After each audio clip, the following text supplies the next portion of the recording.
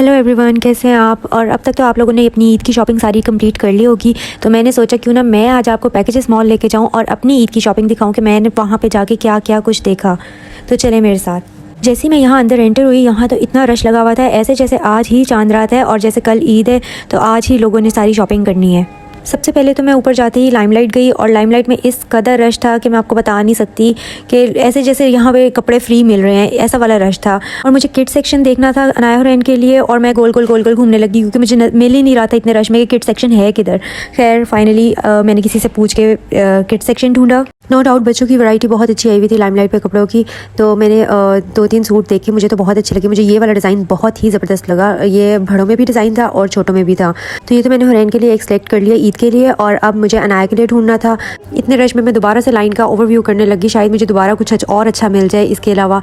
तो मुझे एक ये येलो कलर का ड्रेस नज़र आया, ये मुझे अच्छा लग रहा था but not too much, but this one is too good. ये मैंने अनाया के लिए ले लिया ब्लू कलर का।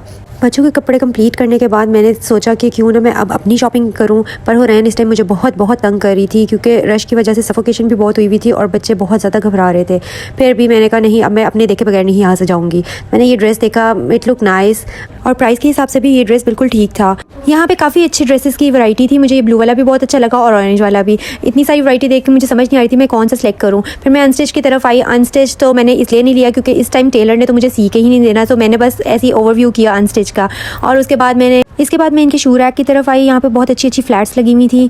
और फिर यहाँ से निकल के मैं मारिबी वाली शॉप में घुसी। यहाँ पे मैंने काफ़ी अच्छे ड्रेसेस देखे जो कि बहुत ही मुझे अच्छे भी लगे, और प्राइसेस तो आपको इनका अंदाज़ा है ही कि कितनी होती हैं। ये पिंक ड्रेस मुझे बहुत अच्छा लग रहा था, बहुत डिफरेंट सा था, सो ये मैंने अपने लिए बाय कर लिया। ये सी ग्रीन भी बहुत प्यारा था और ये भी बहुत अच्छा लग रहा था। यहाँ पे बहुत डिफरेंट वैरायटी थी कपड़ों की, तो मुझे तो काफ़ी कपड़े अच्छे लगे इस स्टोर पे। अब आप मुझे कमेंट्स में बताएं कि आपको कौन सा ड्रेस सबसे अच्छा लगा है। इसके बाद मैं ECS में घुसी। ECS वालों ने भी अपने ड्रेसेस लॉन्च कर लिए हुए थे जो कि कुछ सूट थे और कुछ खाली कुर्ते थे, और मैंने इनका शॉप का ओवरव्यू किया। और मुझे यहाँ से चाहिए थे ईद की अच्छी कलेक्शन मैंने देखनी थी, तो मैंने थोड़े से शूज़ देखे और इनके ड्रेसेस को भी ओवरव्यू किया। ड्रेसेस मुझे इतने कोई ख़ास नहीं लगे। अब मुझे बहुत ही ज़्यादा भूख लग चुकी हुई थी फिर के, तो मैंने हाउडी से सोचा कि आज क्यों ना स्टेक खाई जाए। मैं हाउडी आई तो यहाँ पर ऑलरेडी इतना रश लगा हुआ था। इन्होंने हमें आउटडोर सिटिंग दी और 30 मिनट्स के वेट को कहा, बट 30 मिनट से इन्होंने 1 आवर तक हमें वेट करवाया। तब तक अनाया हुरैन ने अपने शेक्स एंजॉय किए और मेरा तो बुरा हाल हो रहा था भूख से।